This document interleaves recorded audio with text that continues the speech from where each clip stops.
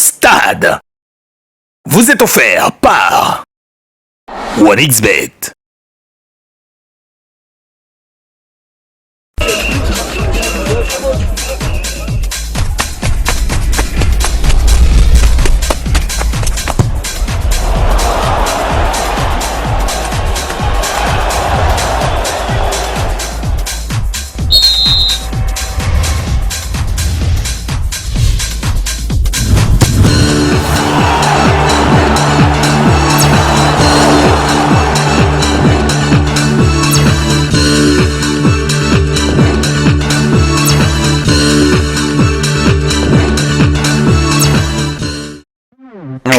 OneXBet présente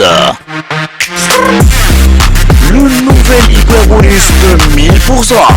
Participez, placez vos accumulateurs avec OneXBet et augmentez vos gains jusqu'à 1000%. Hyperbonus, mieux que le bonus.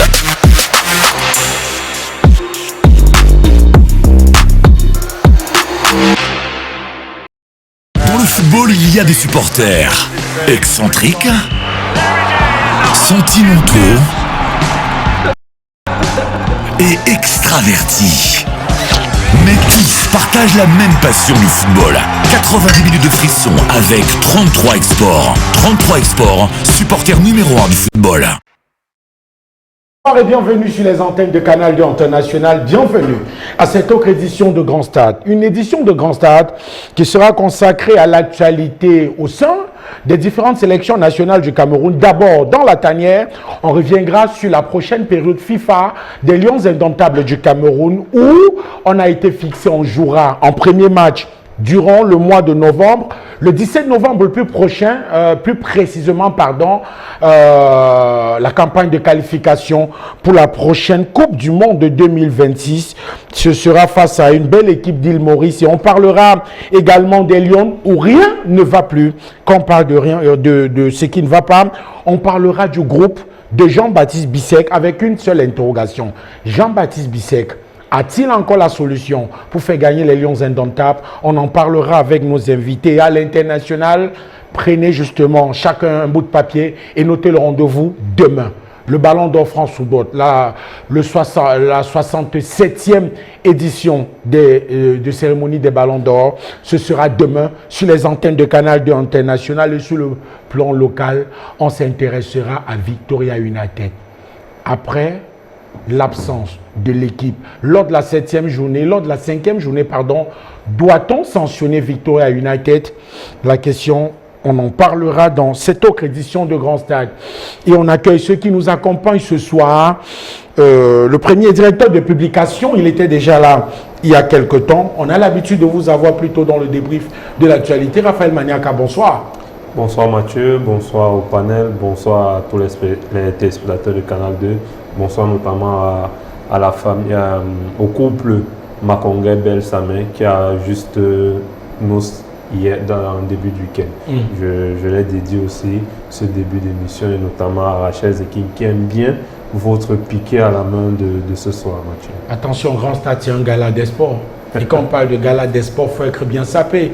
C'est pas mon cher aîné Colin Swantion, que j'appelle affectueusement Aïdjo, qui dira le contraire. Non, bien évidemment, c'est pour ça qu'elle m'a demandé, Rachel Zekin, de vous passer ses félicitations pour l'accoutrement qui est toujours piqué à la main. Dès qu'il est 19h, c'est un rendez-vous de la SAP et de l'information sportive. Merci infiniment, Raphaël Maniaka. Autre invité, on a eu le bonheur de ne l'avoir que pendant un bon bout de temps, parce que désormais il est hors du Cameroun et nous avons justement osé le rapatrier au Cameroun et on va profiter de son expertise de ce soir. Monsieur Francis Bakapa, que certains encore appellent Soumangourou Thérèse. Francis, bonsoir. Bonsoir Mathieu, merci énormément de m'avoir invité aujourd'hui. Bonsoir à tous les téléspectateurs de Canal 2. C'est un plaisir d'être ici. Oui, la dernière fois où j'ai été ici, c'était à la veille de la... Non, pas à la veille, mais pendant la Coupe d'Afrique 2019, plutôt à la veille de mon voyage pour cette CAN du côté de l'Égypte. Et c'est un plaisir de revenir ici. Et ce studio, il est merveilleux. Félicitations à monsieur le président général de Canal 2 International. Monsieur le sénateur. Monsieur le sénateur, effectivement. Oui. Non, merci infiniment, Mathieu. Et on rappelle que vous êtes hors du Cameroun, plus précisément en Égypte. Oui, effectivement, je suis hors du Cameroun en Égypte, où j'officie du côté du média Al-Ali, qui compte pratiquement une soixantaine de journalistes et techniciens, actuellement qui sont pour certains du côté de l'Afrique du Sud. Il faut rappeler que Ali est en train de jouer l'AFL, l'African Football League, et actuellement ils ont joué la demi-finale contre Mamelodi, qu'ils ont perdu 1-0.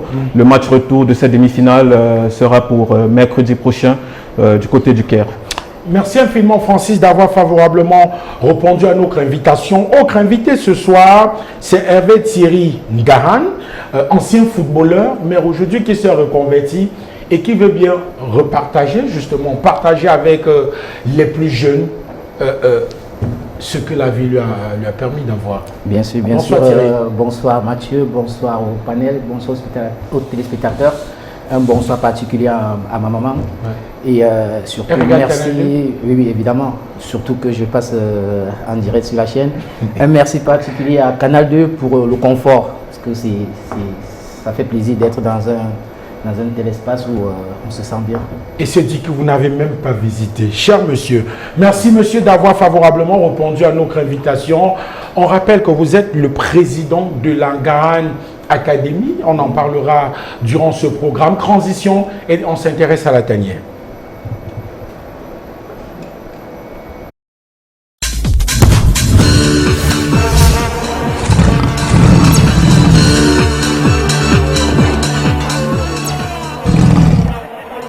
Monsieur, on débute les nouvelles dans la tanière par l'équipe nationale masculine du Cameroun. Avec la prochaine période de FIFA, plus précisément en novembre, le Cameroun a été fixé sur ses deux adversaires des deux premiers matchs de la prochaine campagne de qualification de la Coupe du Monde 2026. Avec d'abord le 17 novembre au stade Japoma, ici à Douala, face à l'île Maurice, les Lions indomptables seront dans la première journée justement de cette campagne de qualification. Et la deuxième journée, ce sera mardi, le 21 novembre, à Benghazi, en Libye. Avec une seule question, mon cher Francis Bakapam, quel lion justement pour cette période FIFA, en sachant qu'on a été battu à deux reprises, d'abord face à la Russie et ensuite face au Sénégal. Oui, il faut dire quand même que l'entraîneur en chef Rigobert Song connaît le mieux son équipe.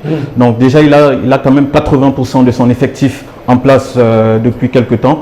Il va faire avec ces joueurs-là. Maintenant, on peut injecter certains joueurs. On a vu tout récemment le jeune attaquant qui évolue du côté de Toulouse, qui est effectivement Magri, qui a intégré les Lions indomptables.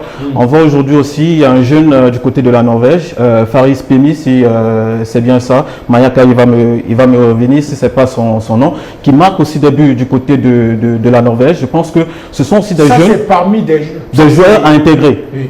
Parce que il faudrait aussi du sang neuf. On a quand même vu pendant cette période FIFA qui est passée, l'entraîneur il a essayé des joueurs, surtout en défense centrale, avec les absences qu'on a pu avoir. On a pu avoir quand même une paire Moukoudi avec le jeune Oumar Gonzalez. On a vu à quoi ça pouvait ressembler et je pense que Rigobert Song aujourd'hui pourrait réessayer certains jeunes qui sont en train de frapper à la porte de cette équipe nationale. Il y a certains qui sont aussi sur le banc de touche qu'on aimerait peut-être, pourquoi pas, essayer à nouveau pour voir ce qu'ils pourraient nous montrer à cette période FIFA du mois de novembre.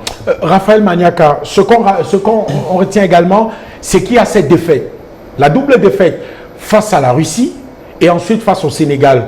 On a eu des indications, mais quand même là on engage une campagne de qualification, celle pour la Coupe du Monde. Mais est-ce qu'il ne serait pas temps d'amener du sang neuf dans la tanière? Francis parlait tantôt d'un jeune en Norvège, mais au-delà justement de ce jeune, est-ce qu'il n'est pas temps pour notre sélection nationale de sortir les joueurs de leur confort et de mettre ça a été en concurrence? Bon, je ne sais pas si c'est le moment de créer de la concurrence, parce que le moment de créer... On entend peut-être un cycle. Oui, on peut entamer un cycle. Je pense que c'est le mot, entamer un cycle. Entamer un cycle veut dire avoir une équipe bien définie. Mais pour le moment, on ne ressent pas encore dans nos différents 11, une équipe type qui se dégage. Il y a eu la double confrontation, c'est vrai, où on a essayé Jean-Charles Castelletto au poste de latéral droit. Mais vous n'allez pas me dire quand même que sur des matchs à 3 points, on ira toujours avec Jean-Charles Castelletto sur le côté droit. Si je ne m'abuse, je ne crois pas beaucoup à cette hypothèse-là. Donc ça veut dire qu'il y a un effectif qu'il faut roder, qu'il faut bâtir. Francis l'a dit, 80% de son effectif, le sélectionneur le connaît déjà d'avance. Ça signifie que les 20% qui restent, c'est des joueurs... Mais c'est 80% qui ne nous donnent pas satisfaction. On vient de perdre face à deux matchs.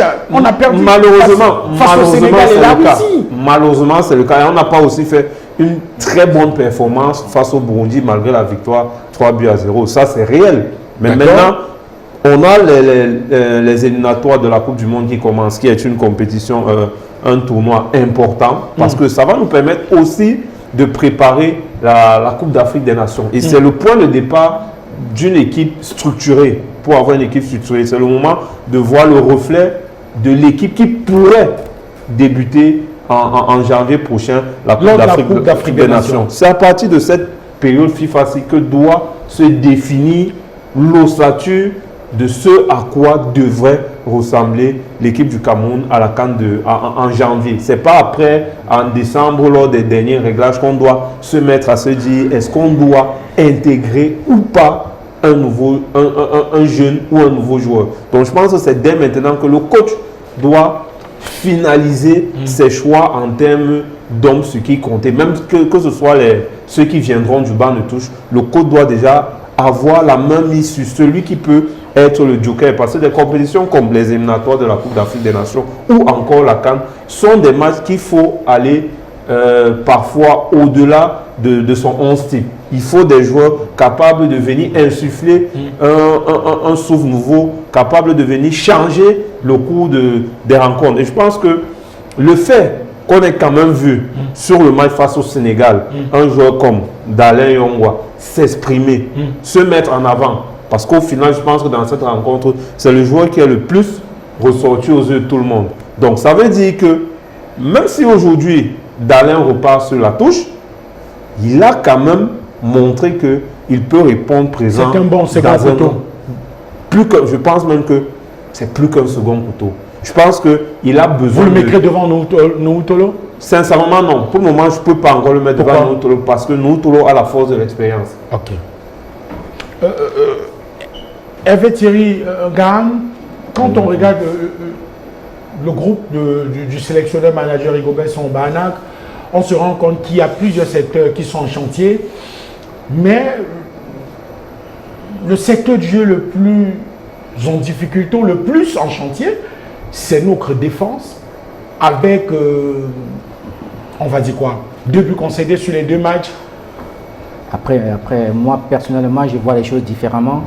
On a peut-être concédé 2 buts sur les 2 matchs, mais ça s'est joué sur l'effet de jeu. Il y a un penalty et un but.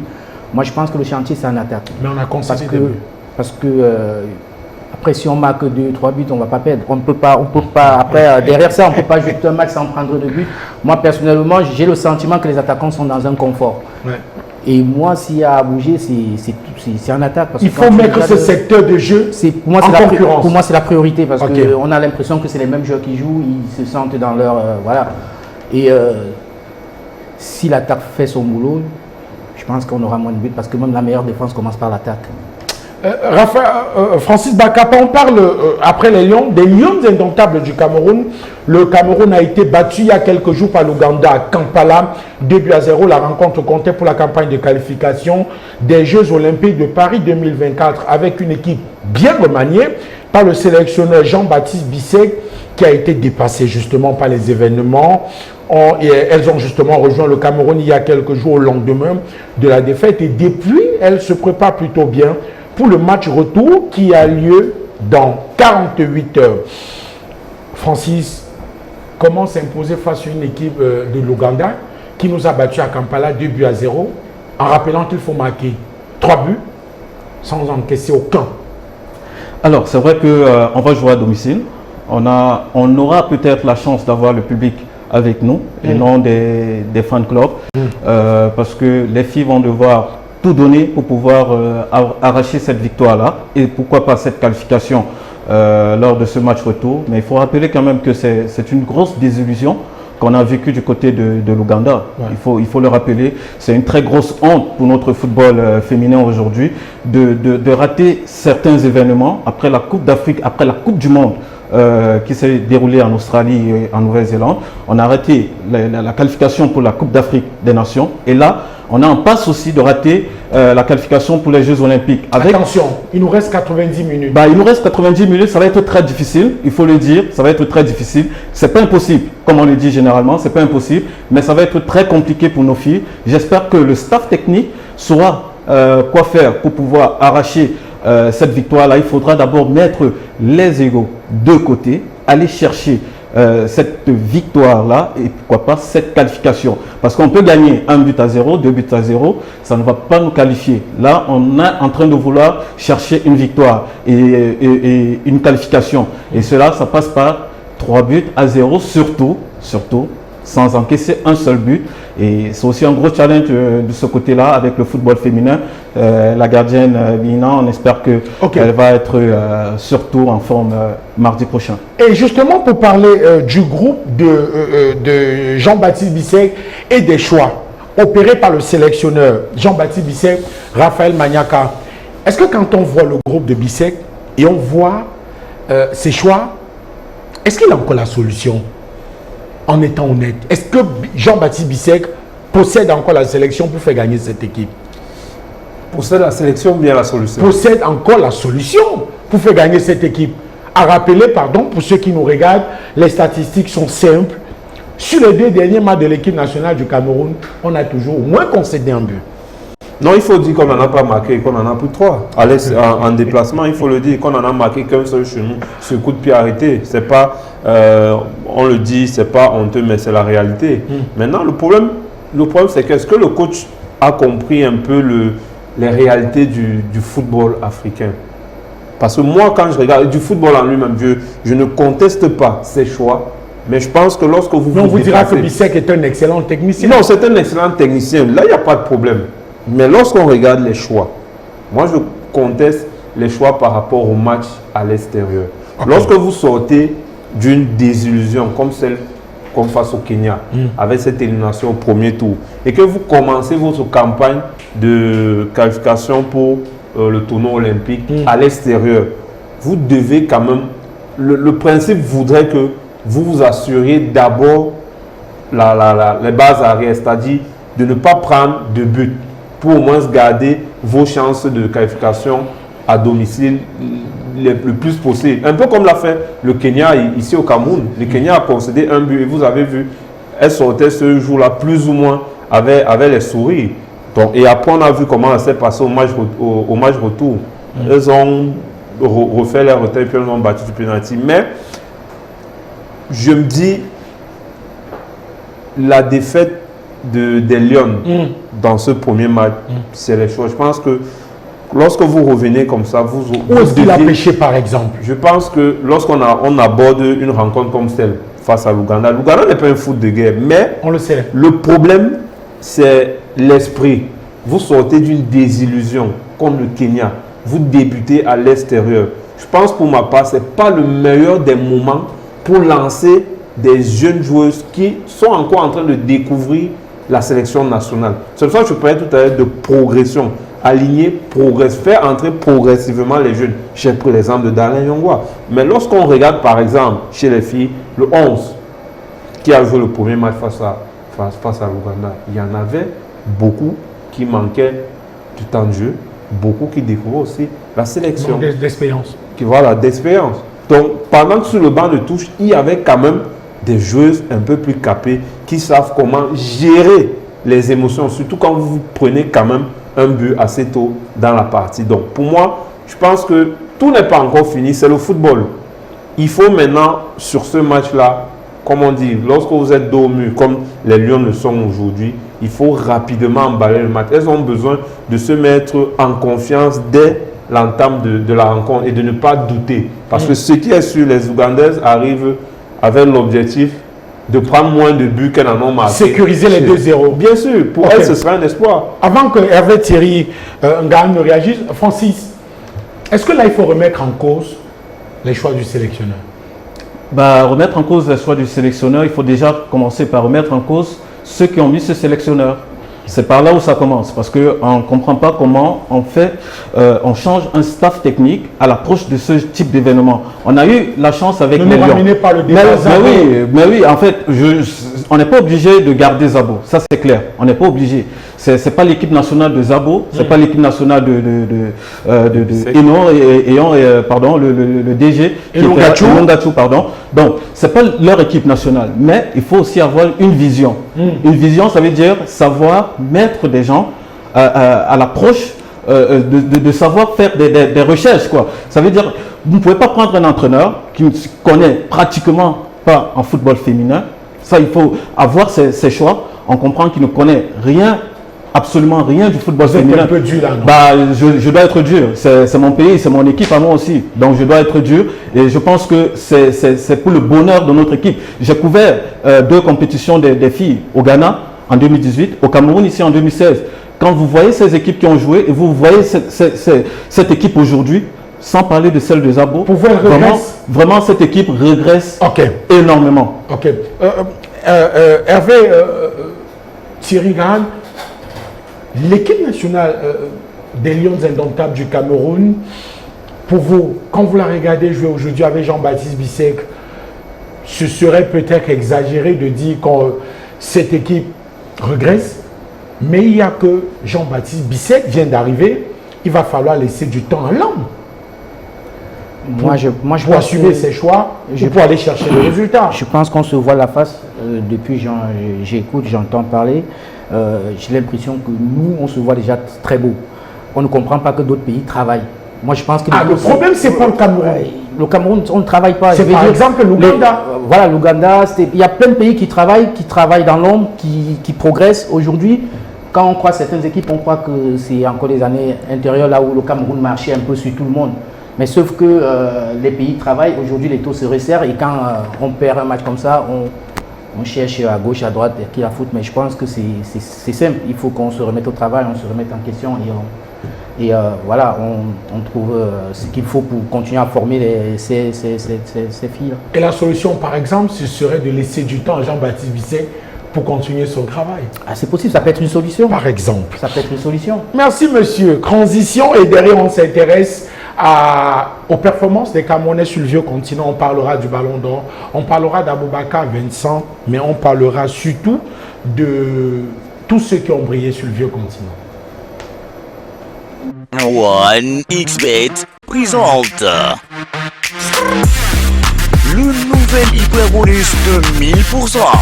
Participez, placez vos accumulateurs avec OneXBet et augmentez vos gains jusqu'à 1000%. Hyper bonus, mieux que le bonus.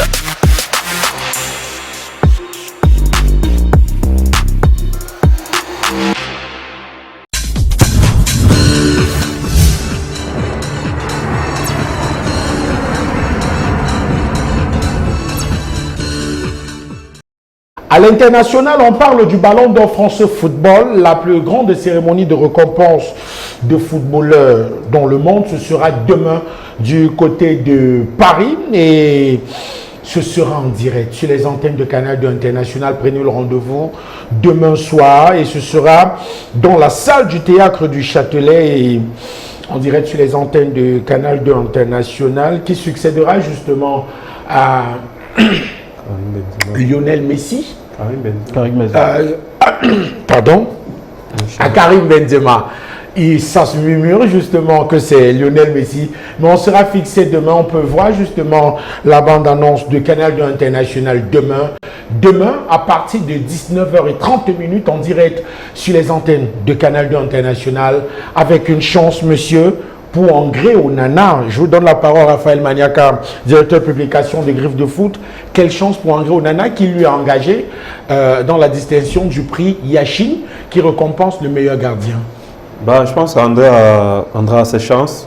Il sort d'une année 2020, une saison 2022-2023 plutôt aboutie, une finale de Ligue des Champions. Le meilleur gardien de cette compétition. Je pense qu'il a réalisé il a fait une bonne soirée l'Inter, même en championnat, même si après ça n'a pas été avec un titre de champion. Mais je pense que André, sur ses forces, peut espérer au moins faire mieux qu'en 2019. Je crois qu'il avait terminé 7e lors de la première édition du trophée Yachine, avait terminé 7e. Je pense que cette fois-ci, André peut viser au bas le top 3. Je pense que devant lui, il a Emiliano Martinez, champion du monde, qui a fait un gros arrêt. Ederson, qui est son rival en finale de Ligue des Champions. Je pense qu'il y a aussi Thibaut Courtois qui est dans la balance. Donc voilà, ça va jouer de petits détails. Je pense que les trophées, la grandeur des compétitions, jouer les faits marquants aussi. Mais il faut aussi quand même dire qu'André Onana a quand même été éblouissant sur la plus grande scène du football européen, qui est la Ligue des Champions. Donc ce ne serait pas mauvais de le voir truster au final sur le podium. Donc il a toutes ses chances. Ça va se jouer à très peu, mais je pense qu'André peut viser plus qu'un podium. Hervé Tsiringa, les chances de André Onana, en sachant que vous êtes ancien gardien de but? Je pense que son début de saison peut attacher à ses chances. Mais s'il est pressenti... Attention, c'est lui qui sauve Manchester face à Copenhague. Ah oui, peut-être, mais si du moment où Messi est pressenti, ça veut dire que c'est la Coupe du Monde qui prime. Et André Onana n'a pas fait une Coupe du Monde. Si André Onana est favori, ça veut dire que c'est Haaland qui va prendre le ballon d'or. Du moment où ils ont mis Messi, je pense que c'est Martinez qui va... le gardien argentin Emiliano qui va remporter ce titre. Pour moi, parce que ça va être contradictoire que c'est celui qui a remporté la Coupe du Monde qui prend le ballon d'or et le gardien qui a remporté la Champions League ça veut dire que c'est le chien qui se mord la queue. On rappelle quand même qu'en ce qui concerne la Ligue des Champions qui s'est déroulée il y a quelques jours, André Onana a terminé dans l'équipe type de la journée. Francis Bakapa, on parle là justement du drapeau camerounais qui a flotté hier en Arabie Saoudite grâce à Francis Ngannou et plein de footballeurs professionnels, dont Omar Gonzalez, Davis et Passy, où l'actuel président de la Fédération camerounaise de football était à Riyad pour soutenir le Predator. Oui, effectivement, je pense que Ngannou a toujours été aussi là pour ces footballeurs-là. Il y a quoi de mieux de lui rendre cette passe-là. Je pense que c'était aussi une belle image du Cameroun, du continent, comme on aime bien l'appeler, de soutenir un des nôtres. Et sachant que tous ces footballeurs-là évoluent du côté de l'Arabie Saoudite, pourquoi ne pas aller soutenir l'un des nôtres? Et je pense que ce n'était pas seulement ces footballeurs, c'était tout le monde entier qui était derrière Francis Ngannou. Et c'était quand même une très belle fête qu'on a vécu du côté de Riyad, et on espère que ça va continuer ainsi. Le soutien de nos sportifs, de nos ambassadeurs du côté de l'étranger, c'est aussi très important de savoir que nous sommes des personnes soudées. Ok. Monsieur, on parle de Vincent Aboubakar qui a eu un moment, on va dire quoi, de frayeur, puisqu'il a passé la nuit dernière à l'hôpital en raison d'une douleur abdominale et d'une forte fièvre. Selon le club, le Beşiktaş d'Istanbul, il serait forfait justement pour la réception de Gaziantep, le club où évolue Nicolas Nkoulou Doubena. Je vous parle d'un gars de Yaoundé et je vous donne la parole en premier, mon cher Thierry Hervé Ngahan. Idriss Carlos Kameni qui refuse d'accrocher. Il refuse de lâcher les crampons. Ce qu'on retient, c'est que Idriss Carlos Kameni vient de s'engager en Espagne après l'Espagnol Barcelone, Malaga, Fenerbahçe. Le portier international camerounais vient de s'engager avec l'Atequara Club Football, club de 3e division en Espagne. Tant mieux pour lui. Là, il ne veut pas raccrocher. Et au moins, c'est la passion. Je pense qu'aujourd'hui, Carlos, s'il joue encore foot, ce n'est pas pour... je pense qu'il y a zéro challenge, à part entretenir son corps et continuer à jouer tous les jours au quotidien comme il aime le faire. C'est simplement la passion. Vous allez même voir que sur son contrat, il n'y a peut-être pas de salaire, j'en sais rien, mais c'est plus la passion à cet âge, c'est l'envie de continuer à jouer. Parce qu'après avoir arrêté, le poids, il peut logner une 3e place en Coupe d'Afrique. Ah non, si c'était le cas, il allait le faire en Coupe du Monde. Parce qu'il était encore en compétition. Pendant la Coupe du Monde, il n'avait pas de club. Si, je pense qu'il jouait du côté avec Alexandre Song. Non, il était en fin de contrat de ce côté. Il vient de rebondir. D'accord. Bon, on souhaite bon vent à Igris Carlos Caveni. Raphaël Magna, quand on parle d'un joueur, puisque vous l'avez évoqué sur Griffe de foot, recruté libre en provenance justement du Chamois Niortais cette saison, le défenseur camerounais Guy Marcelin Kilama a justement réussi à mettre tout le monde d'accord du côté de Atania Sport dans un système du coach Volkan Demirel, ancienne vedette du football turc, avec l'ancien pensionnaire de l'école de football des Brasseries du Cameroun, l'élite de football des Boissons du Cameroun. Raphaël Maniaka, je veux qu'on parle de ce joueur qui, sorti du Chamois Niortais, a réussi à être titulaire dans un championnat qu'il découvre. Ouais, je pense que c'est agréable de voir qu'on peut quitter de la relégation en 3e division française pour venir être titulaire en Super League, 1re division en Turquie. Ça signifie qu'il y a quand même du potentiel.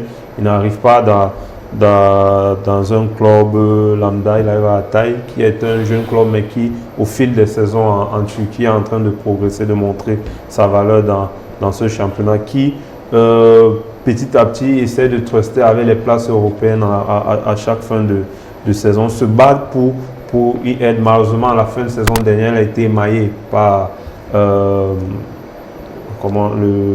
tremblement de terre qui avait touché la Turquie. C'était le club le plus touché de ce côté-là. Donc il a fallu changer un certain nombre de choses. Même le recrutement, beaucoup sont partis. Donc Guy Kilama arrivait là-bas avec l'appréhension du statut d'un nouvel environnement, mais qui très rapidement, et je pense que c'est aussi ça la grosse surprise, c'est qu'il avait un entraîneur qui est reconnu pour son tempérament. Volkan Demirel, qui a été longtemps le gardien de Fenerbahçe, gardien emblématique aussi de la Turquie. Donc c'est un bonhomme, un entraîneur qui vient avec des principes. Le physique impose le respect. Voilà, donc lorsque vous recrutez un jeune joueur qui vient d'être relégué en 3e division française, qui pour certains peuvent penser que voilà, il n'a peut-être pas le niveau, mais arrive à s'imposer parce que depuis qu'il est arrivé, c'est 10 matchs, c'est 10 titularisations.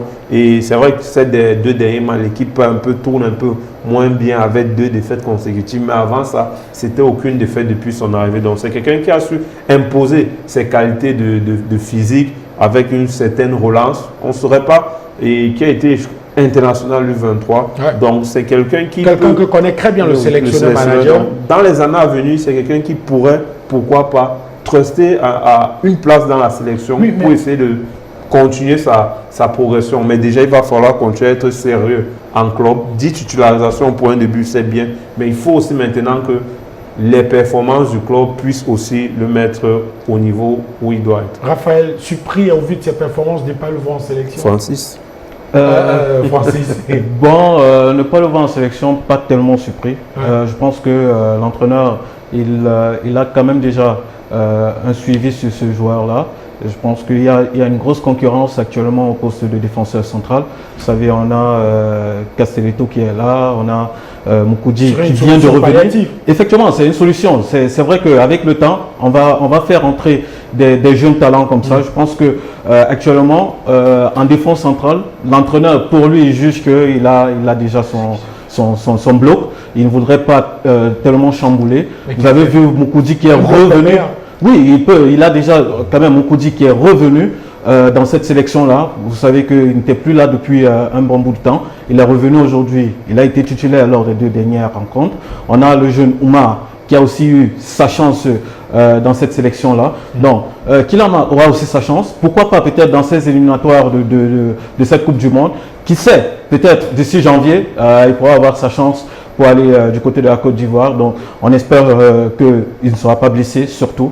On souhaite bonne chance, surtout à ce jeune-là, qui est quand même quitté, comme Raphaël le disait, de la 3e division pour la 2e division. Il descendait, mais pour la 1re division, et arrive à s'imposer dans ce club-là. Ça veut dire qu'il y a quelque chose qu'il a dans ses jambes. On va continuer à suivre pour vous, chers téléspectateurs, les performances de Guy Marcelin Kilama, ancien pensionnaire de l'élite de football des Boissons du Cameroun, l'EFBC. Et on sort avec un ancien poulain produit de l'élite de football des Boissons du Cameroun, Aboubakar Naguida. On l'avait annoncé ici. Je crois que c'était avec vous sur ce plateau, mon cher Raphaël. Il avait été inscrit sur la liste du Stade Rennais pour l'Europa League. Il était justement avec le groupe Rennais qui affrontait le Panathinaikos à seulement 18 ans. Aboubakar Naguida continue justement de brûler les marches et il était présent. Je ne sais pas si on aura cette image avec son short et son dossard. Je ne sais pas si c'était 86 ou 36. Justement, c'est quoi? 43. C'est 43. Ouais, 43. Bon. On souhaite bon vent à Aboubakar Naguida qui est jeune, qui a seulement 18 ans. On lui souhaite d'avoir, pourquoi pas, le même début que Baliba. Oui, je pense que c'est des jeunes reformés dans la même écurie, une grosse marge de progression, à peine arrivé, il a quelques entraînements dans les jambes. Le club l'inscrit, je crois, à la surprise de tous en Europa League. Pourtant, il n'a même pas encore fait de liste, même en championnat. Donc, ça prouve que, quelque part, le club a un regard très affiné sur ses performances en National 3, là où il évolue, où il a déjà marqué un but et délivré une part décisive. Donc, ça démontre que Rennes, sur la durée, pourrait effectivement l'inscrit de temps en temps dans matchs. Il monte avec les professionnels. Voilà. Pourquoi pas le retrouver dans un match de Ligue 1 d'ici cette fin d'année? Monsieur Transition, et derrière on s'intéresse aux nouvelles de notre championnat, la MCN Ligue 1 et tout.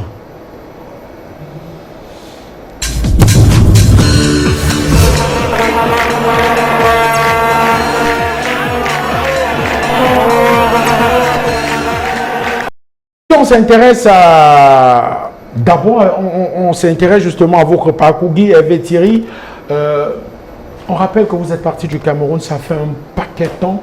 Oui, ça Qu'est-ce qui explique votre retour? Ça fait 20 ans.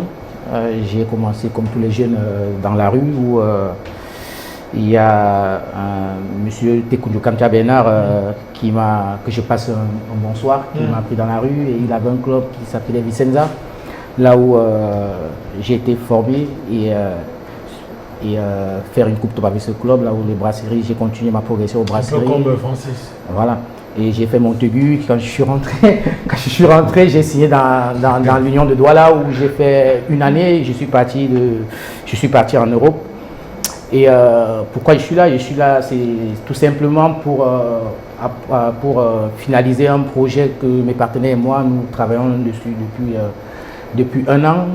C'est de passer en pension internat, carrément la structure en pension internat, parce qu'on a constaté que, vous avez dit tout à l'heure, par exemple, les jeunes joueurs des brasseries, ils sont internés, ils ont un suivi entier, la nutrition.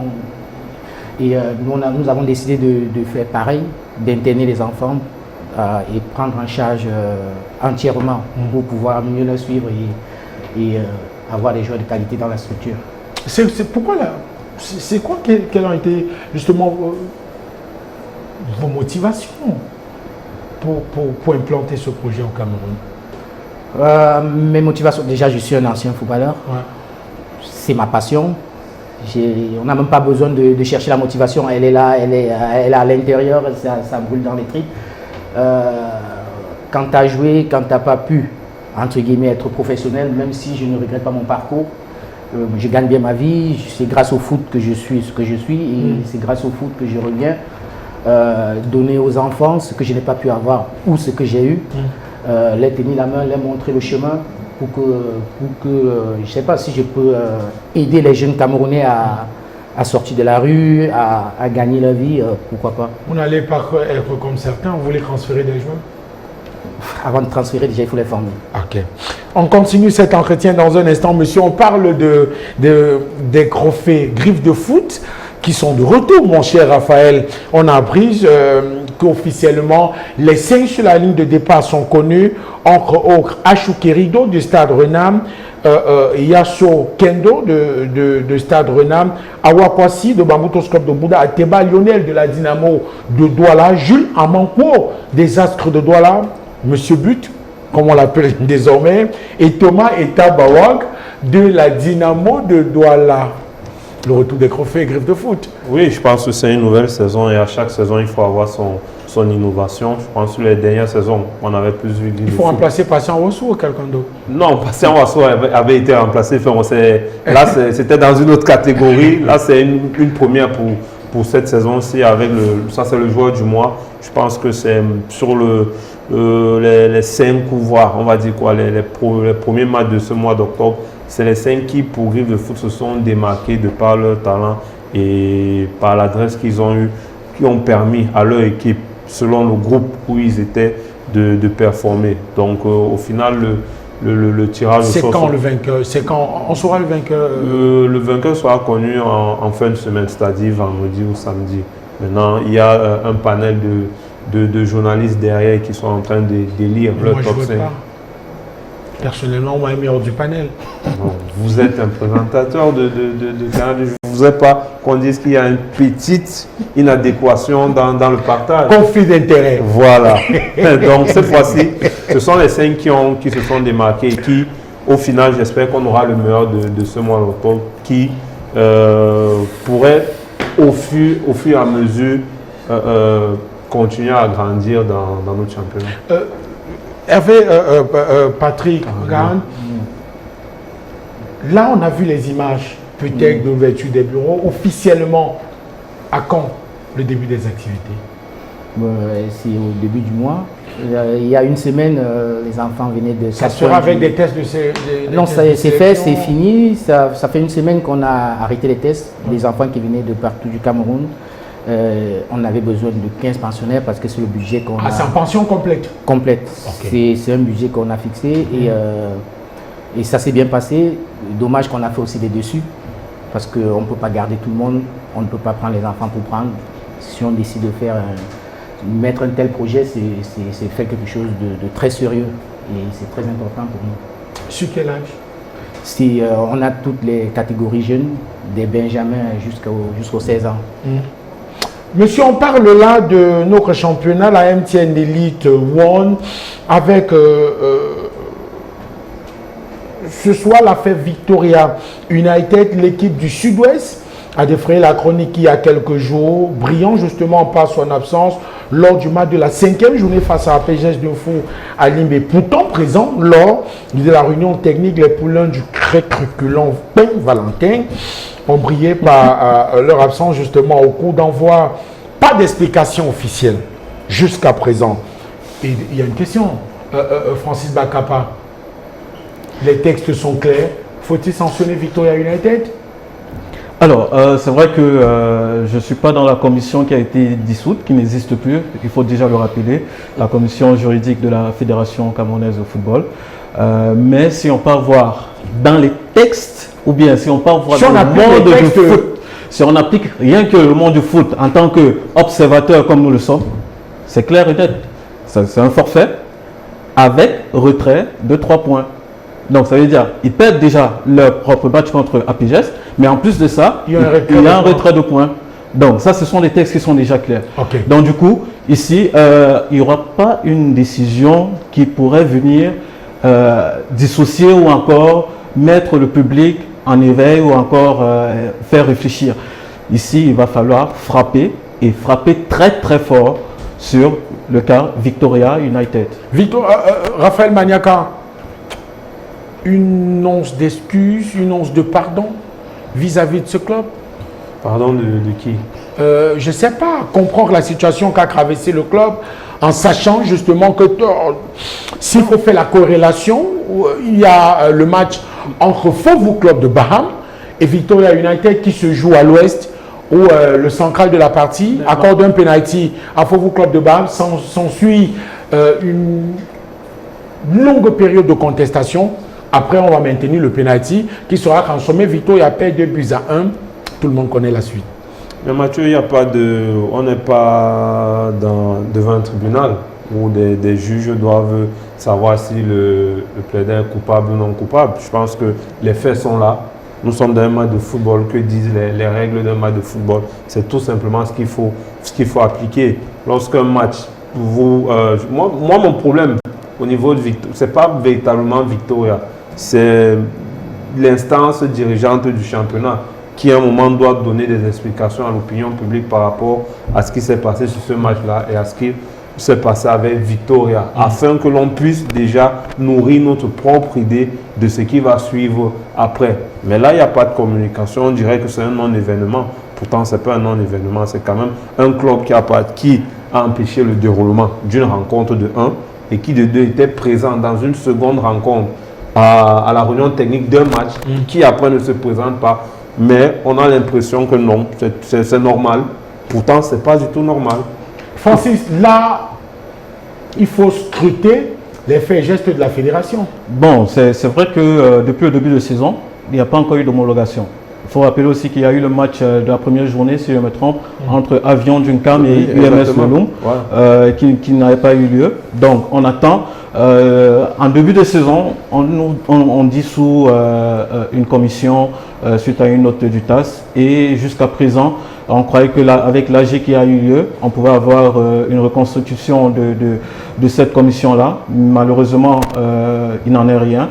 Et on a quand même vu tout récemment des photos circuler entre le président de la fédération et le fameux président de ce club-là, Victoria United.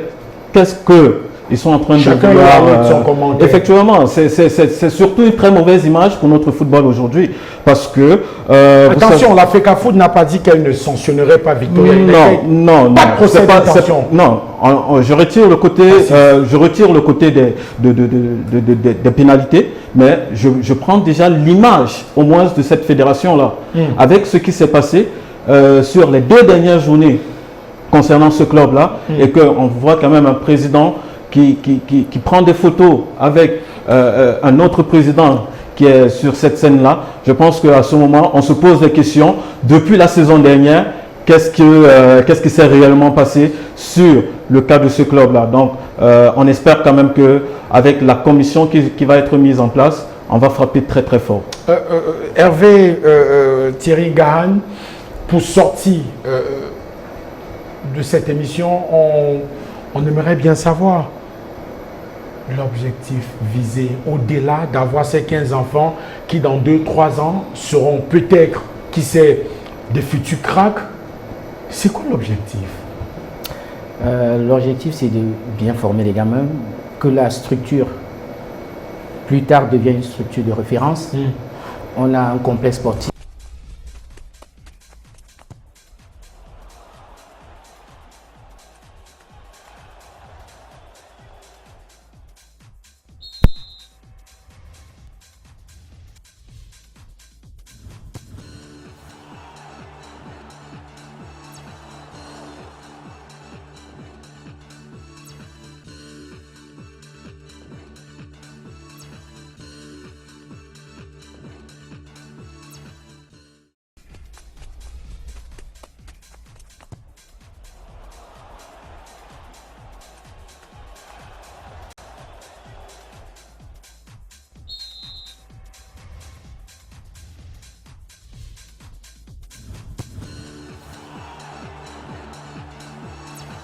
Où comment on appelle ça, la formation des joueurs au Cameroun se veut de plus en plus important.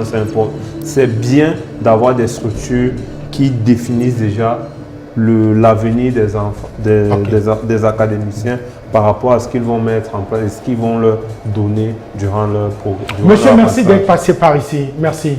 Merci à vous, Mathieu. Merci à tout le monde. Raphaël, merci infiniment. Merci Francis. On dit merci à Collins Wanchon, qu'on appelle affectueusement Aïdio, qui nous a aidé à produire cette émission. Rendez-vous demain dès 19h30 pour le Ballon d'Or France Football. Bye bye. Grand Stade vous a été offert par OneXBet. OneXBet présente le nouvel hyperbonus de 1000%. Participez, placez vos accumulateurs avec OneXBet et augmentez vos gains jusqu'à 1000%. Hyperbonus, mieux que le bonus.